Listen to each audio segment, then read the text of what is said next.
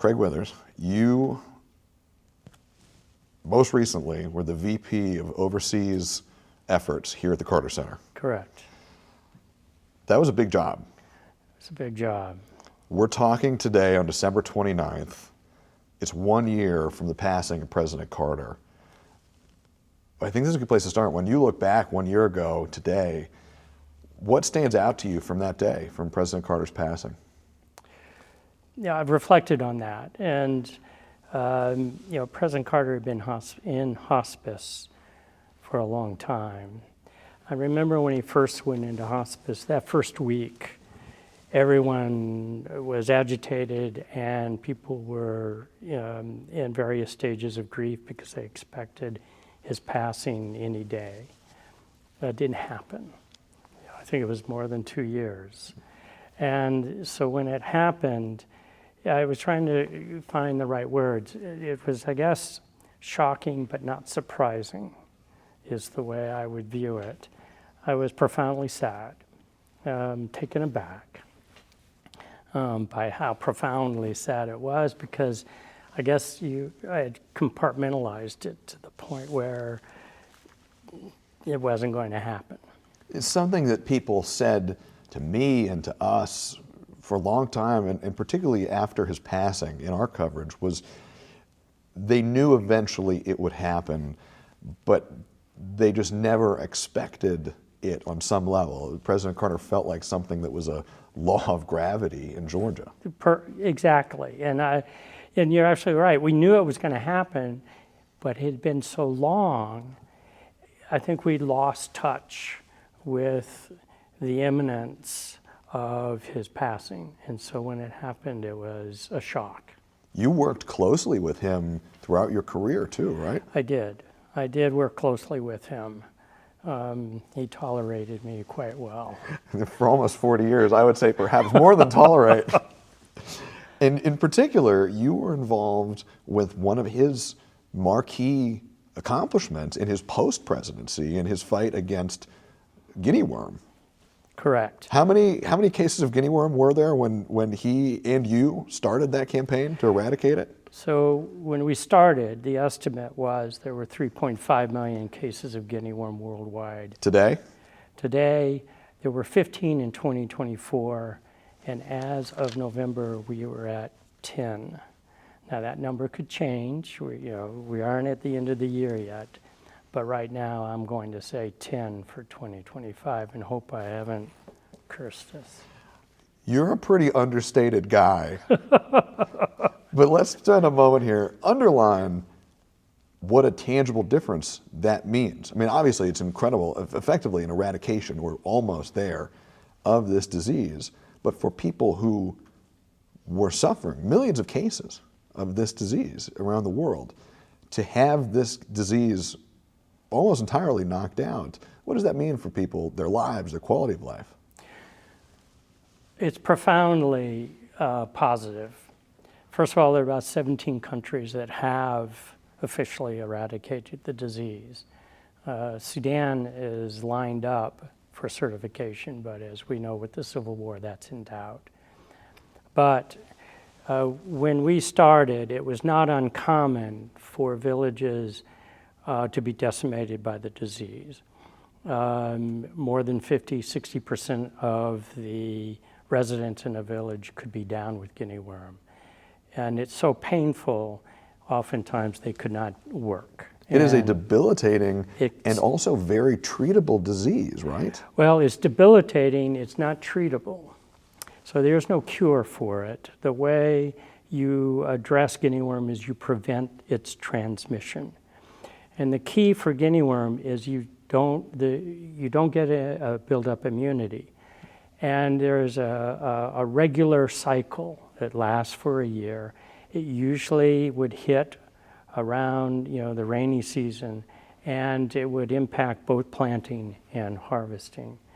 And if parents became sick, the children would have to take on their chores, which took them out of school. And what you found, and this would happen year after year after year, so what you found is that the villages affected by guinea worm were poor, less educated, It was an additional burden on their development, and it impeded their development. You could have multiple worms. It could last 2 months without any sort of effort to extract the worm. It was very, very painful. If you've had something like a boil, that's what it feels like, hot, and it hurts. And imagine having multiple worms coming out and being out for as long as 11 to 12 weeks. Yeah. So it was a horrible disease. And the other part of this nightmare is you knew it was going to come next year. So you sort of survive this year, but you know this time next year it's going to hit again and again and again.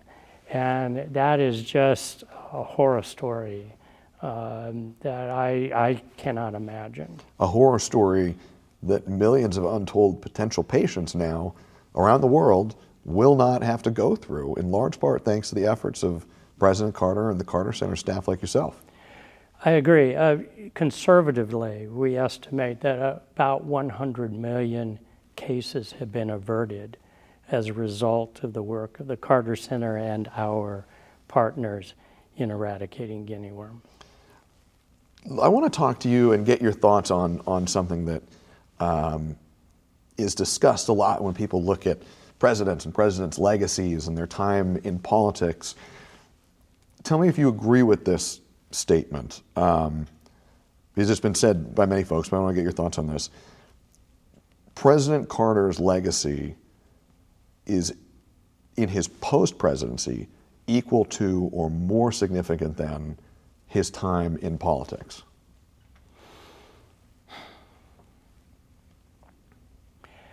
Yeah, that's a strong statement, and I'm not a presidential scholar.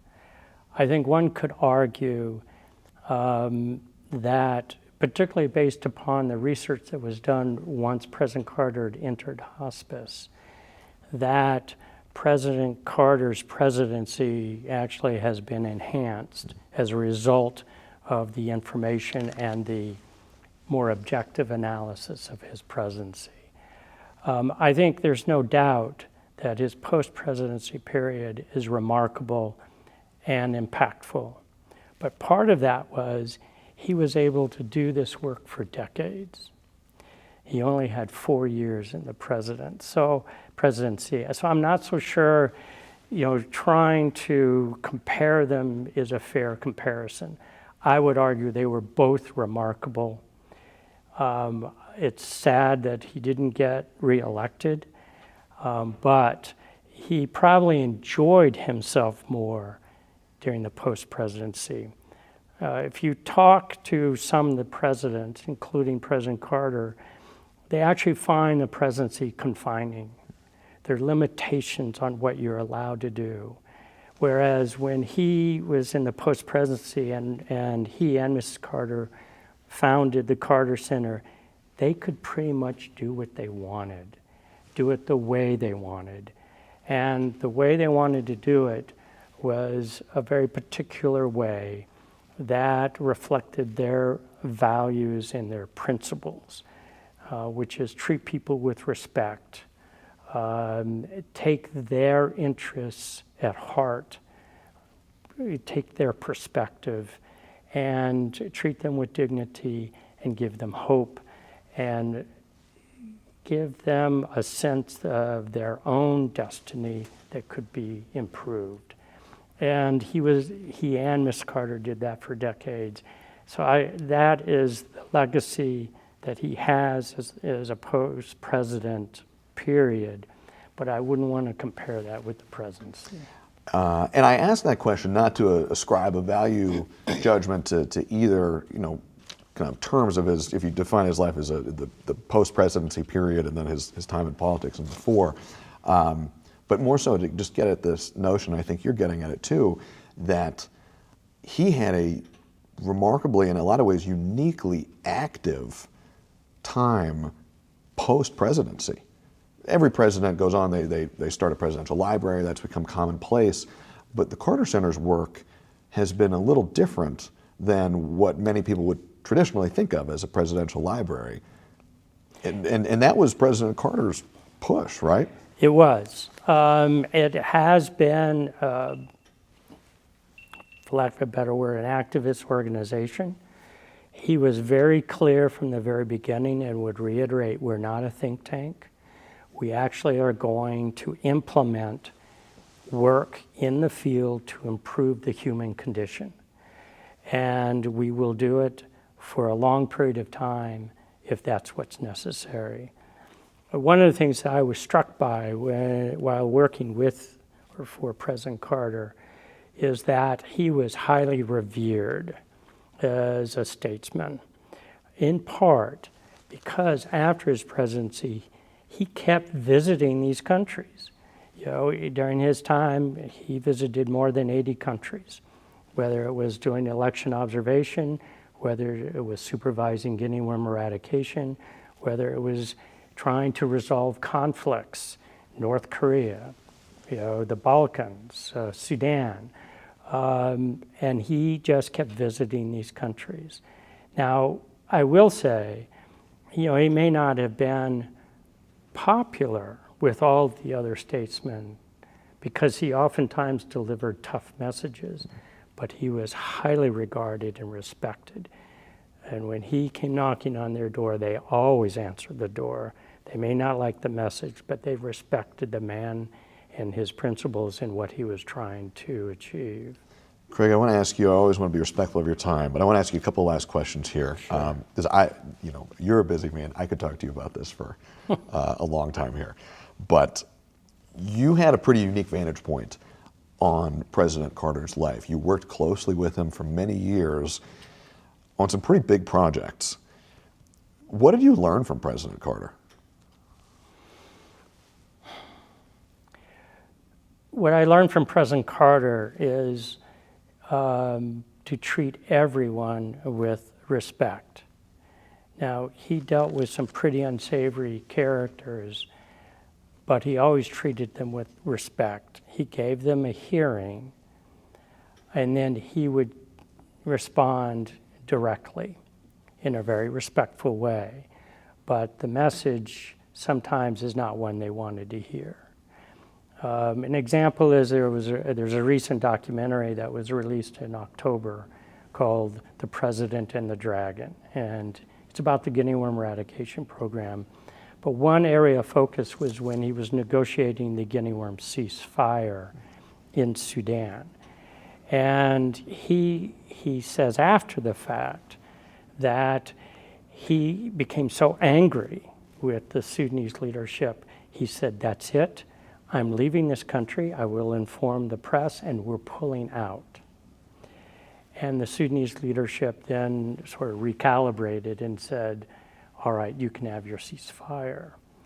You know, what that told me, now that was behind closed doors, but what that told me is he doesn't placate people, he doesn't patronize people. When he's angry, he lets you know he's angry, but they never questioned his motive, which was to bring a ceasefire so that guinea worm could be addressed in Sudan for the people of Sudan. And you know, he did get the guinea worm ceasefire, and it effectively lasted 6 months. And I would argue that it may have laid some groundwork for the comprehensive peace agreement in 2005, I guess. You can't talk about the president without talking about the First Lady. Correct. You got to see both President Carter and First Lady Rosalind Carter together. We're sitting next to a garden that they used to walk hand in hand for years, for decades, after leaving the White House here at the Carter Center. Is there a single memory that jumps out to you when you think back on those two as a couple, as the first couple? So, when I was in Nigeria in 1989, President and Mrs. Carter came for a donors conference, and I was the resident technical advisor in Nigeria at the time, and I was charged with working with the U.S. Embassy to do all the advanced legwork. Once they arrived, I was given the responsibility of going to their, at this point, they were in something like a cottage on the grounds, of the, I think, the U.S. Embassy. And I knocked on their door, and it was clear to me that they were having an argument. And it was a discussion between two equals, shall we say. And so that was sort of my first introduction to President and Mrs. Carter as a team. They worked as a team. They respected each other, but they also could disagree with each other and still have this loving relationship that lasted for 70 years. It has been described as a presidential love story. I would agree with that. She and he always communicated, and he sometimes might do some things she didn't want. Well, things she wanted to do that he did not want to do, but she would convince him to do it. I know that, for instance, for a while she did Tai Chi, and he just wasn't interested, but he did try it for a while, and then he gave up. Yeah, but he gave it the effort. He gave it the effort. Craig, let's end here. There's the talk of legacy, something that inevitably comes up in a conversation like this. We're 1 year out from the passing of President Carter now. When you look back on his life, and when you look at the state of our politics in the world and our country now, what do you think President Carter's legacy is? I think there'll be two answers to that, and I'm sorry it might be long. Do not need to apologize to me. So I was reflecting on this over a period of time.